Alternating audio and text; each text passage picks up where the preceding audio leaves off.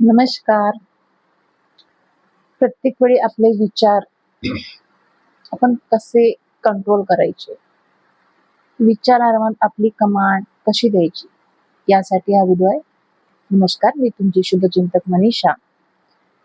तर विचार आपण कंट्रोल करू शकतो. त्याच्यासाठी सर्वात पहिली स्टेप ध्यान. ध्यान करत नसाल तर करायला सुरुवात करा. सुरुवातीला जेव्हा तुम्ही फर्स्ट टाइम जेव्हा ध्यान कराल, तेव्हा पहिले 8 ते 15 दिवस तुमच्या विचारांचा गोंधळ जास्त वाढेल. म्हणजे तुम्ही जसे डोळे बंद कराल, तुम्हाला खूप अनइझी वाटेल. ते डोळे असे बंद ठेवावेसे वाटणार नाही, पण तरीही करा. म्युझिक लावून करा, मंत्र लावून करा, स्वतःच्या श्वासावर लक्ष केंद्रित करून करा. जोपर्यंत तुम्ही ध्यान, मेडिटेशन करण्याची सुरुवात करत नाही, तोपर्यंत तुमचे विचार तुमच्या कंट्रोलमध्ये येऊ शकत नाही. तुमच्या आयुष्यात तुम्हाला पॉझिटिव्हिटी, सकारात्मकता, चांगल्या घटना, चांगल्या व्यक्ती, सगळं चांगलं अट्रॅक्ट करायचं असेल आणि एखाद्या वेळेस वाईटही गोष्ट घडली तरी त्याच्याशी कसं टॅकल करायचं, कसं त्याच्यातून बाहेर पडायचं, कसं स्वतःला शांत ठेवायचं, या गोष्टी तुम्ही या ध्यान, मेडिटेशन या एका गोष्टीमुळे तुम्ही इतक्या गोष्टीवर प्रभुत्व मिळवू शकता.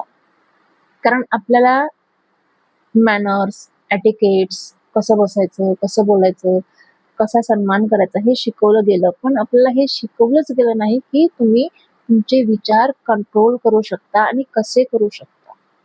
तुमच्या विचारांवर जेव्हा तुमचं कंट्रोल येतं ना, तेव्हा ज्या घटना घडायला नको पाहिजे त्या घडत नाही. कारण प्रत्येक वेळी, प्रत्येक गोष्टीला उत्तर देणं आवश्यक नसतं. कुठे आपल्याला थांबायलाही पाहिजे. याची जाणीव आपल्याला त्या मेडिटेशनद्वारे होते.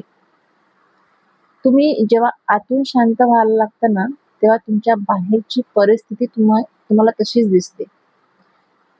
बाहेरचं जग जसं आहे तसं तुम्हाला दिसत नाही, तर तुमचं आतलं इनर जग जसं आहे तसं तुम्हाला बाहेरचं जग दिसतं. तुम्ही आतून गोंधळलेले, कन्फ्यूज, फ्रस्ट्रेट, काळजी, दुःख घेऊन जर स्वतःच्या आतमध्ये फिरत असाल, तर तुम्हाला बाहेर पण तसंच दिसणार आहे. कारण at the energy level we all are same. ऊर्जेच्या याच्यावर आपण सगळेजण एकाच ऊर्जेवर व्हायब्रेट करतो. त्याच्यामुळे तुम्ही तुमची जोपर्यंत ऊर्जा चेंज करत नाही, तोपर्यंत तुमची बाहेरची ऊर्जा चेंज होत नाही.